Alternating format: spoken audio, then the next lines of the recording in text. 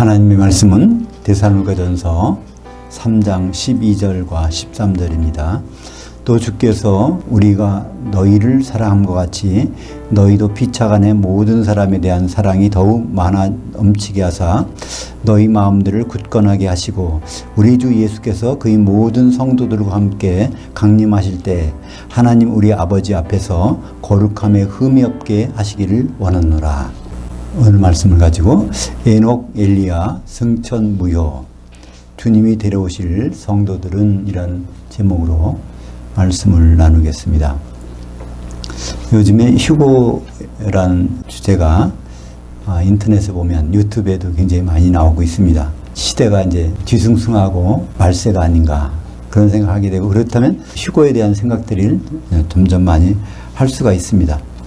휴거하면 떠오르는 것이 우선 에녹과 엘리야가 있습니다. 왜냐하면 성경에 기록이 되었기 때문에 그렇습니다. 창세기 5장 24절에 보면 에녹이 하나님과 동행하더니 하나님이 그를 데려가심으로 세상에 있지 아니하였더라.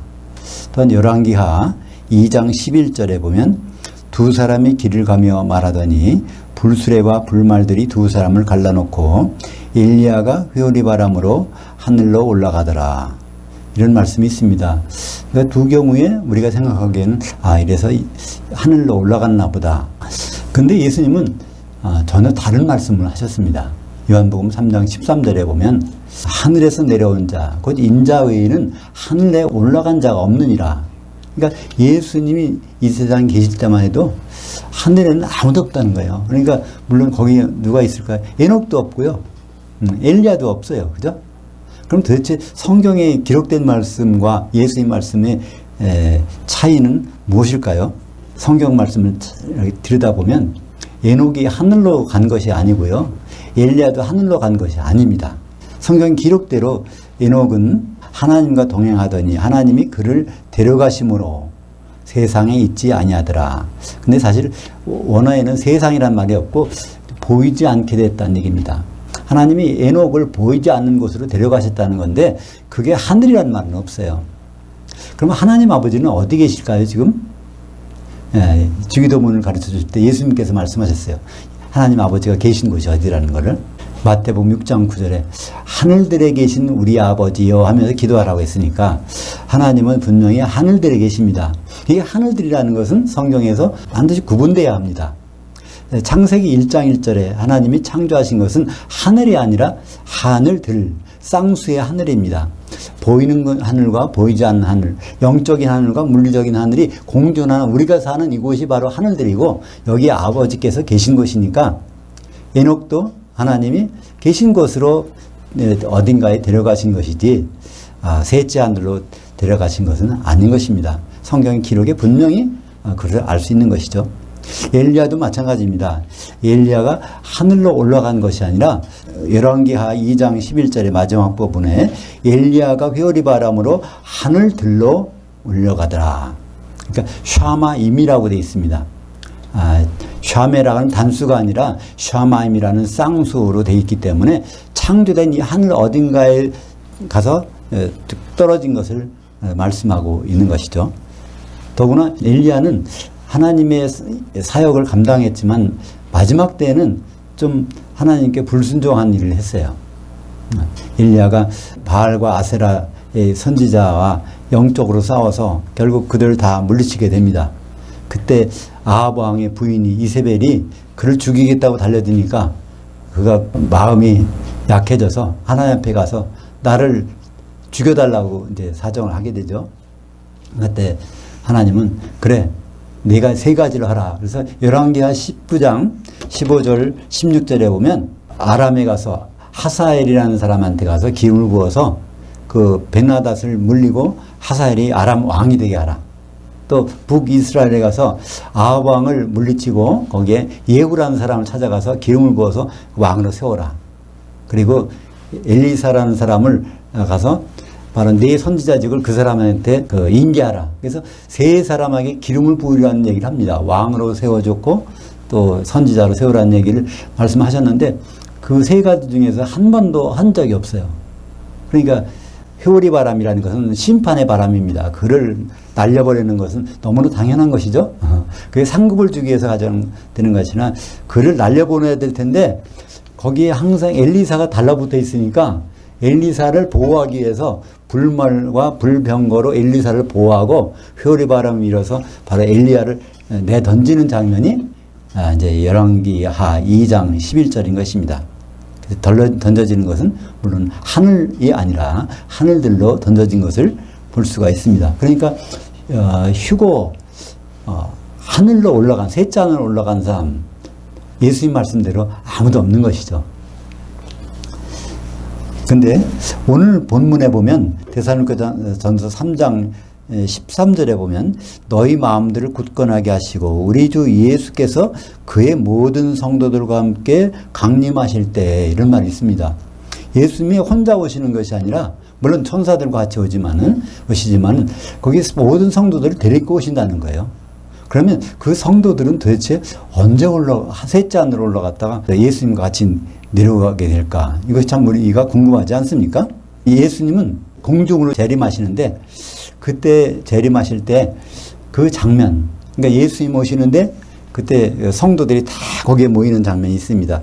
그 기록이 요한계시록에 자세히 나와 있어요. 그것은 바로 요한계시록 1장 10절부터 13절에 나와 있는데요. 이것을 중간에 생략하고 내용을 읽어보겠습니다. 내가 영으로 주의 날에 있었더니 내 뒤에 나는 나팔 소리 같은 큰 음성을 들으니 이르되 내가 보는 것을 두루마리에 써서 에베소, 서모나, 버가모, 두아디라, 사데, 빌라델비아, 라오디게아 등 7 교회들에 보내기로 하시기로. 7 교회들을 보았는데 그 7 교회들 한가운데 인자 같은 이가 서 계시더라. 그래서 예수님이 7 교회들 한가운데 서 있는 모습을 보게 됩니다. 그것을 기록해서 남겨준 것이 우리가 갖고 있는 요한계시록이죠.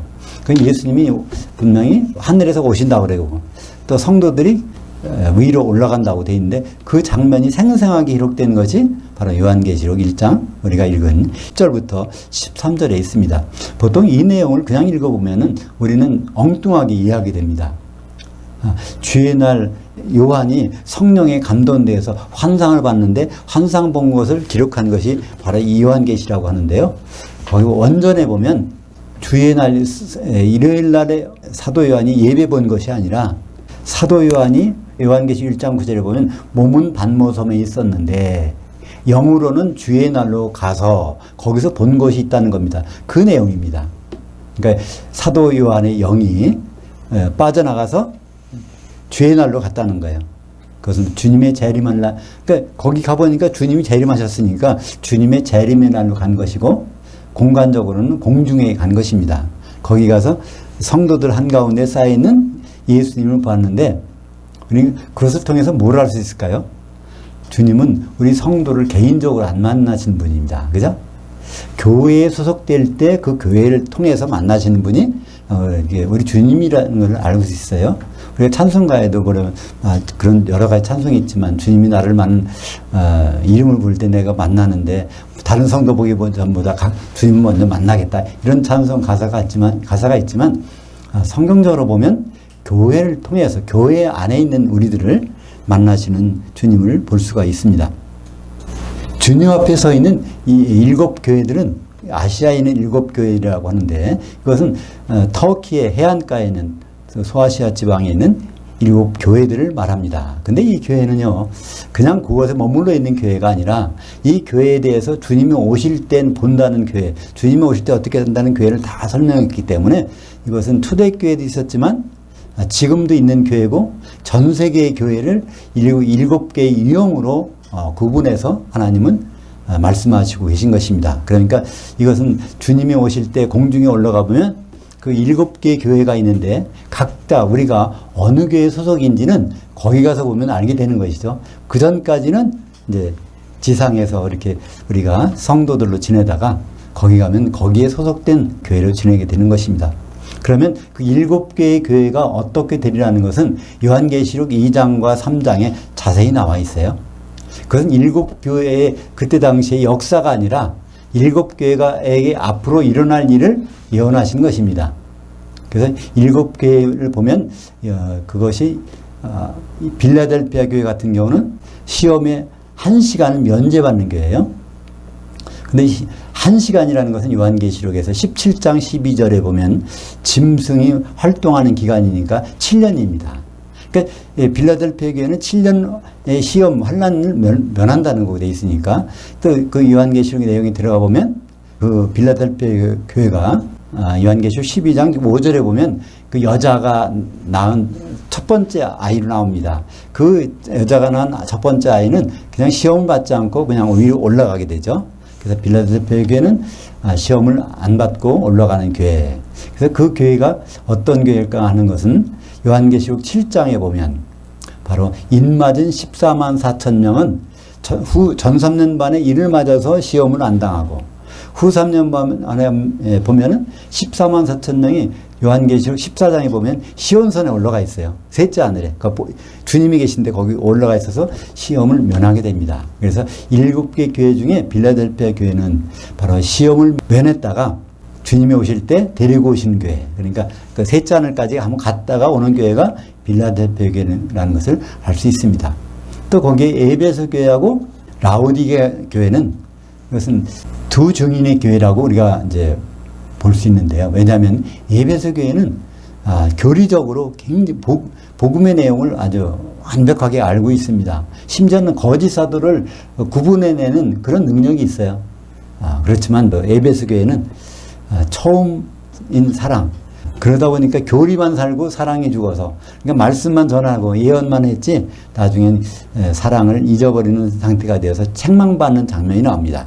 그래서 촛대를 옮기려 하는 그런 예언을 받죠. 그래서 한순간에 없어지는 라오디가 교회도 차든지 뜨겁든지 이것이 머리까지만 있는데 감정까지는 안 내려오는 거죠. 그래서 그 교리적으로는 밝지만 여전히 두 증인 교회에서 한순간에 없어지는 교회에서 요한계시록 9장에 보면 그 연월 일시에 한꺼번에 없어지는 교회로 남습니다. 근데 요한계시록 11장에 보면 그 두 증인이 그러니까 교회라는 것이 확실히 나와 있어요. 일반적으로 두 증인에 대해서 모세, 엘리야라고 말하기도 하고 신약과 구약이라고 말하기도 하고 또 어떤 분은 두 증인이 바로 휴거되었던 에녹과 엘리야라고 말하기도 하는데 이것은 그렇지 않습니다. 요한계시록에서 두 증인을 설명하고 있어요.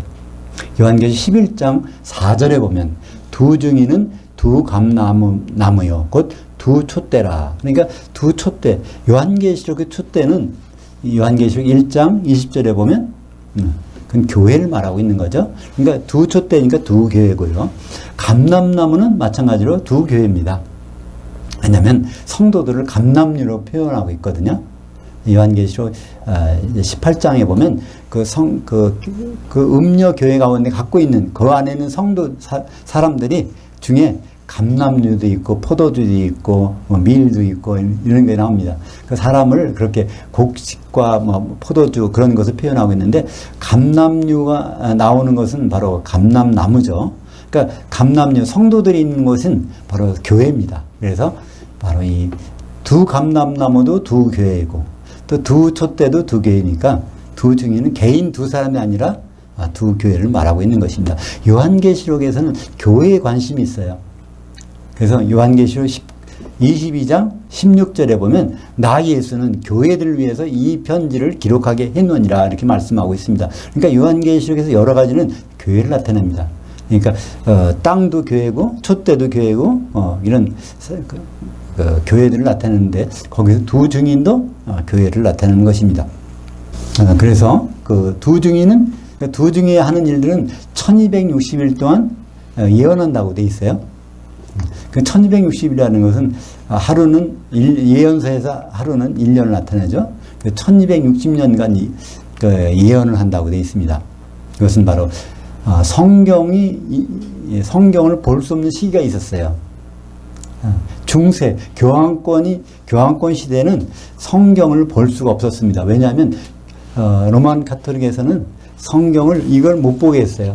자기들이 라틴어로 번역해서 갖다 놓고 라틴어 성경만이 유일한 성경이고 권위가 있는 성경이고 다른 건 못 보게 했기 때문에 더구나 라틴어는 어려워서 신부, 사제들도 그것을 읽을 수가 없었다고 그래요. 그러니까 일반인들은 어떻게 받겠습니까?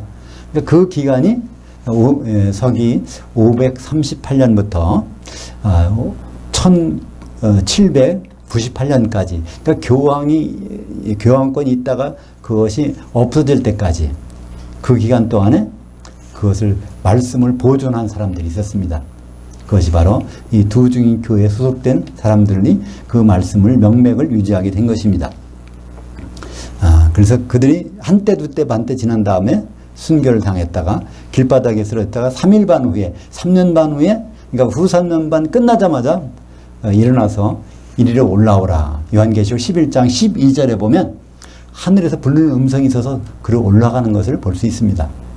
그러니까 이제 새 교회는 지금 하늘에 올라가는 것이죠. 지금 올라간 사람이나 교회는 아무도 없습니다. 근데 이제 전 3년만 끝날 때쯤 빌라델피아 교회가 올라가고 또 후 3년만 시작되기 전에 죽었다가 끝난 다음에 마장 두주인 교회가 올라가고 그래서 7 대접이 재앙이 쏟아진 다음에 예수님이 내려오실 때 그들이 새 교회가 예수님과 더불어 같이 오게 되는 것입니다. 그러니까 요한계시록 6장 17절에는 7번째 마지막 나팔을 울릴 때 7개의 재앙이 대접이 쏟아지게 됩니다.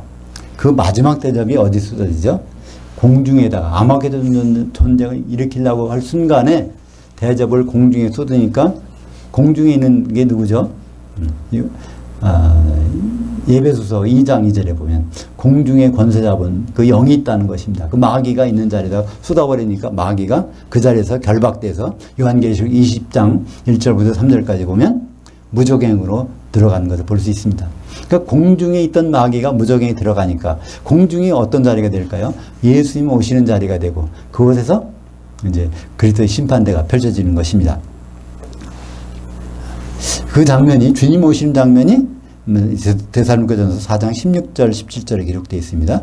주께서 호령과 천사장의 음성과 하나님의 나팔로 치니 하늘로부터 강림하시리니 그리스도 안에서 죽은 자들이 먼저 일어나고 그 후에 우리 살아남은 자들도 그들과 함께 구름 속으로 끌어올려 공중에서 주를 영접하게 하시리니. 그래서 죽었던 사람 살아있더니 다 공중에서 올라가는데 공중에 누가 와 계십니까? 예수님 와 계시고 예수님 오실 때는 데리고 오는 모든 성도들이 있다고 그랬어요. 그러니까 세 교회가 와서 7개 교회가 만나는 장소가 바로 공중인 것이죠. 근데 거기서 공중에서 만나서 그냥 끝나는 것이 아닙니다.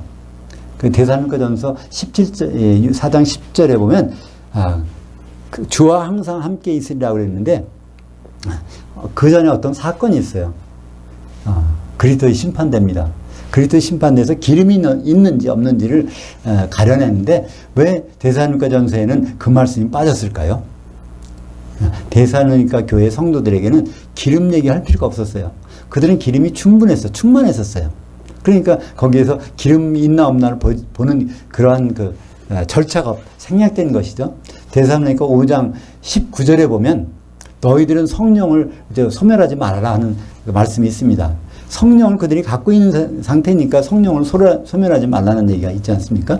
그러니까 성령을 갖고 있는 교회에게 그러니까 심판은 별 의미가 없는 것입니다. 그래서 그들에게는 그건 없지만 하여튼 모든 성도들에게는 그리스도의 심판대에서 심판받는 일이 벌어집니다. 그래서 예수님이 공중에 나타나실 때 신랑의 모습으로 나타났으면 좋아할 텐데 신랑의 모습이 아니에요. 요한계시록 1장 14절부터 16절까지 보면 공중에 나타나신 예수님 모습이 신랑 모습이 아니라 심판관의 모습입니다. 한번 그런 생각을 가지고 잘 볼까요? 요한계시록 1장 14절부터 16절까지 그의 눈은 불꽃 같고 그의 발은 풀무불에 단련한 빛난 주삭 같고 그의 입에서 좌우에 날선 검이 나오고 그 얼굴은 해가 힘있게 비치는 것 같더라. 그 심판한 분의 음성, 내용이 다 이제 여기 들어가는 거죠. 바로 그리스도의 심판대에서 심판할 성도들을 심판할 그런 모습으로 나타나 있는 것을 볼 수 있습니다.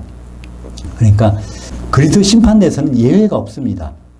그 셋째 안에 올라갔던 빌라델피아 교회도요, 그 자리에 쓰게 되고, 도중인 교회도 거기 그리스도의 심판대는 반드시 쓰게 됩니다. 고린도후서 5장 10절에 바로 성도들에게 말씀한 내용이 있어요. 이는 우리가 다 반드시 그리스도의 심판대 앞에 나타나게 되어 각각 선악간에 그 몸으로 행하는 것을 따라 받으려 함이라. 그러니까 우리가는 7교회입니다. 7교회가 반드시 심판대에 나타나게 되어 선악간에 그 몸으로 교회를 통해서 행한 대로 받는 것인데, 교회는 무엇이 충만한 것이죠? 성령이 충만한 것입니다. 그러니까 선한 일, 바로 성령 충만한 상태에 있는 것이고, 악한 일은 그렇지 않은 것입니다. 그거에 따라서 심판을 받게 되는 것이 그리스도의 심판대입니다. 심판의 결과는 어떻게 될까요? 이거 7교회가 주님과 같이 모여있는 장면이 나왔는데요. 그때는 심판하기 전입니다. 그리스도의 심판대 전이에요. 공중에서. 근데 심판을 받고 나서 그 다음에 나오는 장면이 있어요. 이것이 요한계시록에 있습니다. 심판을 받고 나서 나오는 장면이 요한계시록 15장 2절과 3절에 있습니다. 한번 읽어볼까요? 또 내가 보니 불이 섞인 유리바다 같은 것이 있고 짐승과 그의 우상과 그의 이름의 수를 벗어난 이기는 자들이, 그러니까 그리스도 심판대에서 기름으로 통과된 사람들이 그 유리바다 위에 서서 하나님의 검은 고를 가지고 하나님의 종 모세의 그 노래, 어린 양의 그 노래를 불렀다는 것입니다. 그러니까 모세의 그 노래는 정관사가 묻어 있어요. 모세가 그 노래는 어디서 불렀을까요? 바로 모세의 그 노래는 출애굽기 15장에 바로 거기에 나옵니다. 모세 그 노래에서 처음으로 나오는 것이 데힐라를 불렀다는 거예요. 데힐라가 바로 할렐의 명사형입니다. 할렐루야의 찬송을 거기 불렀다는 거예요. 그러니까 그 할렐루야 찬송을 부르는데 그 찬송은 또 어린 양의 그 노래라는 것입니다. 어린 양은 언제 노래를 부르게 될까요? 바로 어린 양의 혼인식에서 할렐루야가 울려 퍼집니다. 바로 누가요? 이기는 자들이 그 유리바다 위에 서서, 유리바다 위는 어딜까요? 그 공중에 있는 것입니다. 거기서 찬송을, 혼인 찬송을 부르는 것을 우리는 볼 수가 있습니다. 그러면 그 심판, 7개 교회가 동시에 있었는데 거기서 심판을 받고 통과한 혼인잔치에 들어간 그 성도들이 있는가 하면 심판에서 떨어진 사람들이 있습니다. 다 휴건되었지만 7개 교회에 다 속해 있지만 에베소, 서머나, 버가모, 두아디라, 사대, 빌라델피아, 라오디게아 교회로 신나서 공중에 올라가서 있었지만 어떤 경우는 셋째 하늘까지 갔다가 내려오고, 그죠? 그 도중인 노릇 하다가 내려온 그들이 있었지만 그 중에서도 떨어진 자가 있다는 거예요. 그들은 유리바다 그 밑에 들어가 있습니다. 그것이 요한계시록 18장 21절에 나옵니다. 이에 한 힘센 천사가 큰 맷돌 같은 돌을 들어 그 바다에 던져 이르되 큰 성 바벨론이 이같이 비참하게 던져져 결코 다시 보이지 아니하리로다. 큰 성 바벨론이 바로 누굽니까? 큰 음녀교회고, 그들은 뭐라고 말했죠? 나는 여왕이고 나는 과부가 아니라, 그러니까 신랑이 필요 없다. 그러니까 결혼 준비 안 한 사람들이 큰 음녀고 큰 성 바벨론입니다. 그러니까 결혼 준비를 안 하고 있는 성도들이 갈 곳은 뻔한 것입니다. 불 섞인 유리바다, 바로 지옥불에 1000년 동안 던져져 있게 되는 것이죠. 그러므로 우리가 깊이 생각해 볼 일이 있습니다. 내가 어느 교회 소속인가 중요하지 않죠? 어느 교회 소속이건 다 똑같이 7개 교회에는 다 주님 앞에 서게 되는데 그 주님의 모습은 심판자의 모습이었습니다. 그죠? 그러니까 우리는 어떤 게 중요할까요? 심판 받고 난 다음에 모세의 그 노래, 어린 양이 그 노래를 부르는 그 사람들이 돼야 되는 것입니다. 그 사람들은 누구죠? 이기는 자들입니다. 그죠? 이기는 자리 되는 것만이 유일한 우리의 소망이지, 우리가 휴거돼야 되겠다, 어떻게, 휴거 안 되면 어떻게 되나, 이거 걱정하는 것은 아무 의미가 없습니다. 휴거는 되고 싶지 않아도 그건 반드시 되게 돼 있어요. 반드시 주님 만나게 돼 있다니까요. 어느 교회에 소속되든 간에. 그래서, 하나님이 인정하시는 이기는 자. 우리가 이기는 자라고 할 때 우리는 세상적으로 생각할 수도 있어요. 어떤 믿음이 훌륭한 자, 어떤 권사님, 어떤 장로님, 저분은 믿음이 대단해. 그러니까 세상적으로 칭송받는 그런 믿음이 아니라 성경에서 인정한 이기는 자가 진짜 이기는 자인데, 그 이기는 자의 정의가 요한계시록의 2장 26절에 있습니다. 한번 볼까요? 이기는 자, 곧 끝까지 내 일들을 지키는 자에게는 만국을 다스리는 권세를 주리니. 그러니까 성경에서 이기는 자는요, 마귀와 싸워서 이기는 자가 아닙니다. 우리는요, 악한 것에 지게 돼 있어요. 요한계시 13장 7절인가? 거기 보면 짐승이 성도들을 이기더라. 앞으로 성도들은 짐승에게 당하게 돼 있어요. 그래서 짐승과 싸워서, 마귀와 싸워서 이기는 자가 아니라, 이기는 자는 예수님의 그 일정을 끝까지 꿰뚫고 지켜보고 있는 자가 하나님 보시기에는 이기는 자라는 것입니다. 예수님이 앞으로 할 일을 기억하는 것이 이제 필요하겠죠. 예수님에게 남은 일은 무엇일까요? 예수님에게 남은 일은 재림하시는 일이고, 왜 재림하시죠? 신랑으로 오시는 거예요. 그럼 결혼할 목적이 있는 것입니다. 그럼 결혼하기 전에 반드시 신부를 살펴보겠죠. 근데 신부가 되기 위해서 우리가 준비해야 될 것이 있습니다. 그러니까 기름을 준비한 자들이 한 신부가 되는 거니까, 예수님이 결혼한다는 사실을 알게 되면 성도는 가만히 있을 수가 없잖아요. 내가 어떤 성도와 같이 교통하면서 성령의 기름을 준비할까? 이것 생각에 다른 생각할 겨를이 없습니다. 그죠? 그러니까 그런 자가 이기는 자이고, 그런 자는 반드시 주님 앞에 신부로 서게 되는 것입니다. 그래서 우리가 반드시 공중에서는 벌어질 일이 있어요. 공중에서 당하는 일이 있습니다. 그것이 마태복음 9장 15절입니다. 예수께서 그들에게 이르시되 신부실 아들들이 신랑과 함께 있을 동안에 슬퍼할 수 있느냐? 그러나 신랑을 빼앗길 날이 있으리니 그때에는 금식할 것이니라. 아들들, 하나님의 자녀들이 이제 공중에서 신랑과 마주할 날이 있다는 거예요. 근데 그 자리에서 뺏길 날이 있다는 것이죠. 또 동시에 신랑과 같이 있다가 뺏길 날이 있는 것. 그것이 바로 우리가 지금 오늘 살펴본 내용입니다. 그리스도의 심판대 7교회 가운데 주님이 있었는데 그 자리에서 마주보고 있다가 거기서 이기는 자가 아니면 바로 불석경 유리바다에 던져지는 그 시간이 나온다는 것입니다. 그것이 예수님이 제자들에게 마태복음 9장 15절에 아주 자세히 적나라하게 말씀해 주신 거예요. 근데 유감스럽게도 우리말 성경에는 그런 말이 없어졌어요. 그죠? 신부실이 이렇게 찾아봐도 안 보인단 말이에요. 혼인집 손님이라고 번역해 보니까 나하고는 상관없는 일이겠지. 이렇게 해버립니다. 그래서 참 안타까운 일이죠. 신부실, 공중에 있는 신부실에서 하나님의 아들들, 자녀들이 이런 말인데, 그래도 흠령령은 좀 신부실이라는 말을 번역을 해놨어요. 우리 킹제임스 성경의 그 한글로 된 흠령령. 근데 그 다음에 신부실의 애들이라고 번역했으니까 거기에 우리들이 있다는 생각은 꿈에도 하지 못합니다. 그러니까 여하튼 우리말 성경을 읽어보면, 영어 성경을 읽어봐도 우리가 공중에서 한 신부가 된다는 생각을 전혀 할 수 없도록 되어 있는 것인데, 그것만이 제일 중요한, 성경을 읽어서 그것만 알면 우리는 다른 거는 다 잊어버려도 돼요. 그죠? 성경을 다 잊어버려도 우리가 주님을 만날 때 한 신부가 돼서 만나겠구나. 이것만 알면 그게 이기는 자가 되는 길이니까, 이기는 자가 된다면 다른 것이 무엇이 필요 있겠어요? 근데 그 정말 엑기스 중에 엑기스를 우리는 성경에서 찾을 수 없게 되어버린 것입니다. 마태복음에 보면 천국 비유, 예수님이 천국을 설명해 주시면서 비유로 말씀해 주신 것이 있어요. 천국은 우리가 죽어서 가는 것이 아니라 바로 살아있을 때 있는 것인데, 알곡과 쭉종이가, 알곡과 가라지가 같이 자라는 것이 천국이라고 하시면서 13장에서 7개의 천국 비유를 말씀해 주십니다. 그리고 20장에서 또 한 가지 비유, 22장에서 또 혼인잔치의 비유. 그래서 전체 거기에 9가지의 천국 비유가 나오는데요. 25장의 마지막으로 10번째 천국 비유가 나옵니다.